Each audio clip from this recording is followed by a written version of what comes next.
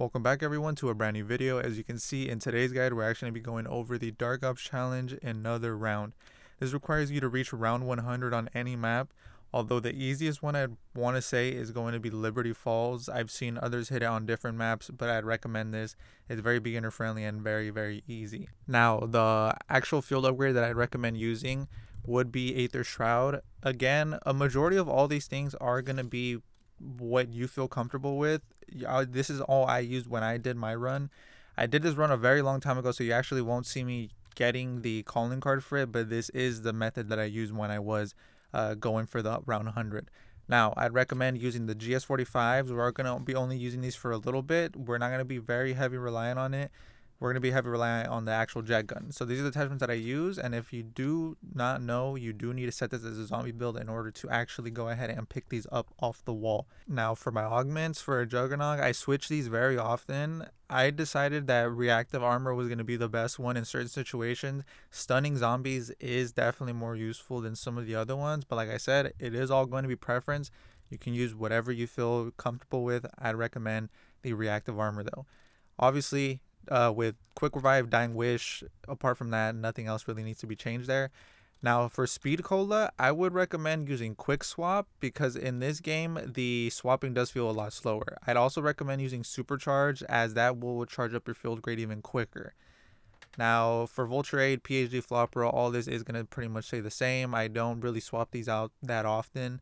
The only one thing I would recommend is Stamina Up. I would recommend using Free Faller because that one will become useful when you're on top of the bank roof. Now for my Aether Shroud, I did switch these up. I originally didn't have Void Sheath on, but you'll notice why I use it later in the video. It can basically one-hit the Manglers eventually in the later rounds. Next, I'd recommend taking off the extra one charge. I'd swap that out for Extension instead because we are using the Speed Cola. That it's going to actually go ahead and allow us to get this quicker. It won't take too many zombie kills. I don't know the exact number of kills you need. I want to say it's going to be around the 30-40 area to actually go ahead and recharge that up way quicker than actually using the Aether Shroud, the 2 charge, because if you didn't know, the second charge does take longer than the first one. Now if you want to go ahead and use my crit class, this is it, but like I said, you could use anything. It's all preference. You can use whatever gun you want.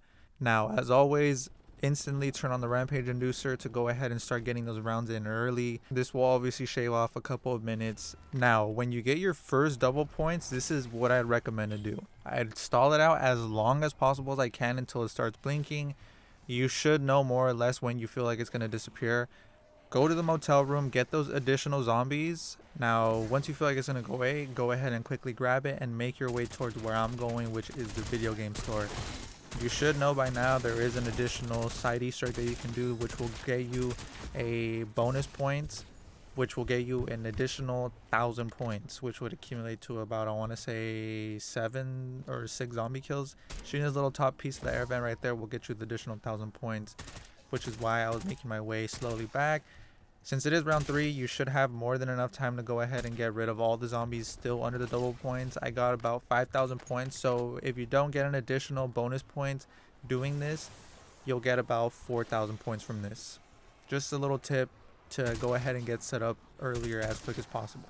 Now once the jet gun's been made, you pack-a-punched it, you're ready to start, go ahead and do the process. I would recommend getting on the bank and not opening these 2 doors. Now I'm unaware if it is true, since I did do the round 100 a long time ago, that not opening those 2 doors will increase the spawn rate, which since they can only come in from, I believe, 3 different angles, but it's better to be safe than sorry. I'd recommend just leaving those doors closed. So we'll go ahead and skip over to what a basic round is going to be. The starting rounds, you know, going up from round maybe 15, 20, 25, 30. Once more it starts getting a little bit more hectic. Also some additional tips that I might give, but there's not too many. It is pretty much self-explanatory when it comes to the later rounds. You'll know what to do, you know, when to use immune injection, when to do all that.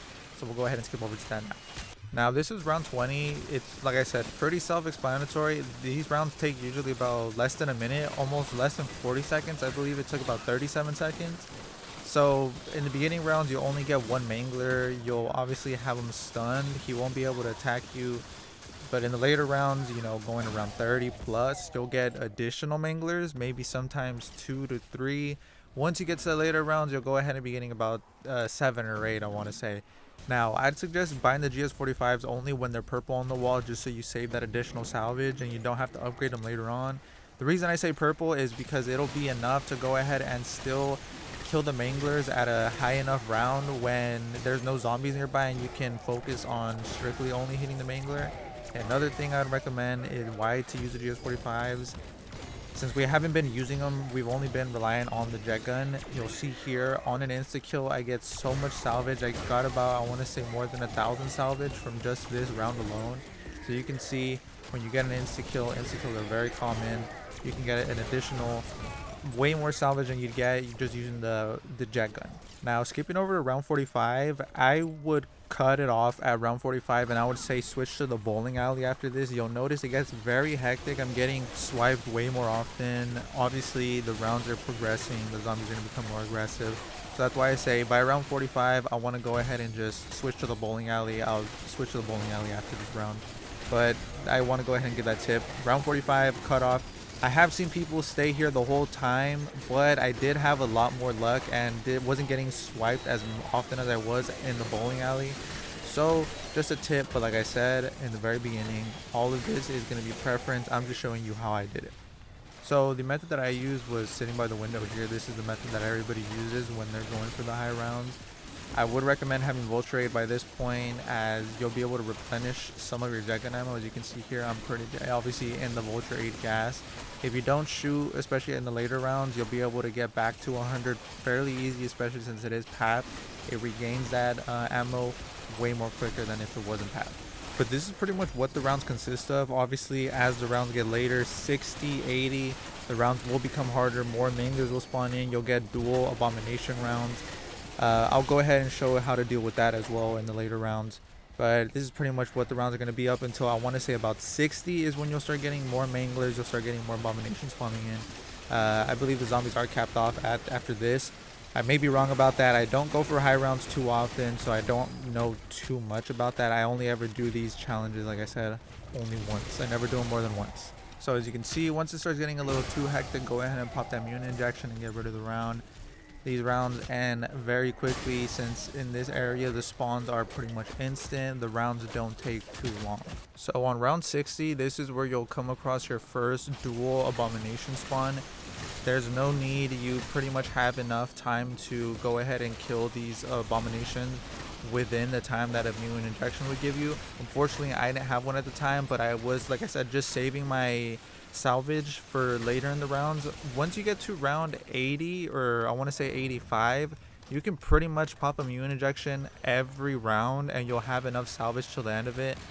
Like I said, I was just pretty much hoarding my salvage, so I didn't have immune injection to use, so I used the chopper gunner instead. You'll notice there I get 2 elite zombie eliminations, which are the 2 abominations that I killed with the chopper gunner. You can use the chopper gunner, you can use immune injection, but I'd recommend using the immune injection, since with the chopper gunner, obviously you're limited. You can't kill the zombies that are inside of the bowling alley. They go inside there since they can't target you. So that's why I'd recommend using the immune injection, because you can also get rid of the additional manglers that are spawning in, as well as the other zombies that are spawning in as well. Now, I did forget to mention on vermin rounds, I recommend sitting in this area here. You can go ahead and I believe this only limits them to 2 spawn areas, since they can only come out through the windows. It won't reach the other window that's in the bowling alley, so I'd recommend sitting here. As you can see, I'm getting rid of them fairly easy. This is the quickest way to go ahead and end the round. I believe it only took around 30 seconds from what the clip's telling me. So I recommend sitting here if you want to go ahead and get the vermin out of the way as quick as possible. Now, there's going to be rounds where you just really don't need to use immune injection. This is where I'd recommend using the Aether Shroud. You'll notice I'll go ahead and pop it here. Once too many manglers start making their way towards my area, I'd recommend having your knife max pack-a-punch. Like I said previously, I'd recommend you only using the salvage on the knife. The GS45s aren't really needed. I'd only recommend using it on the knife only. So I'd recommend getting that knife max rarity, max PAP. You'll notice here I popped the Aether Shroud because it starts getting a little too hectic. Too many manglers in my area. It doesn't take too long to go ahead and kill the remaining manglers that are in the area. Now, skipping over to round 86, this is where I experienced my first crash of the game. This is, as far as I know, pretty common. Once you start getting to the later rounds, I went to the crafting table, my game crashed. I wanted to go ahead and show this instead of just not showing it because I didn't want, any mix up as to anything. But like I said, I'd rather show it than not. My game crashed, so I decided to go ahead and just get back to it, even though I didn't want to go ahead and keep going on with the challenge to do this. I pretty much just wanted to get it over with. So I restarted the game, did all that, and we'll go ahead and continue back up to round 90.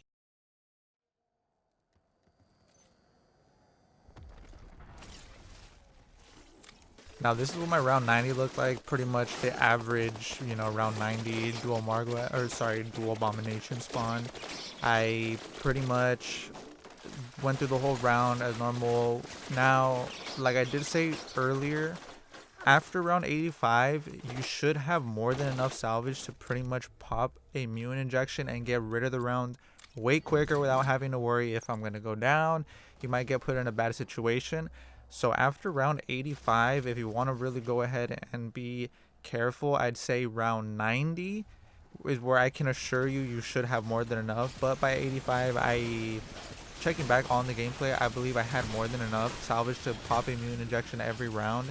The only con to that is that you're getting way less salvage and you're not getting any mutant injection drops from the manglers. So like I said, if you kind of want to risk it, you could do 85, but if you really want to be sure, after round 90, the last 10 rounds are a breeze.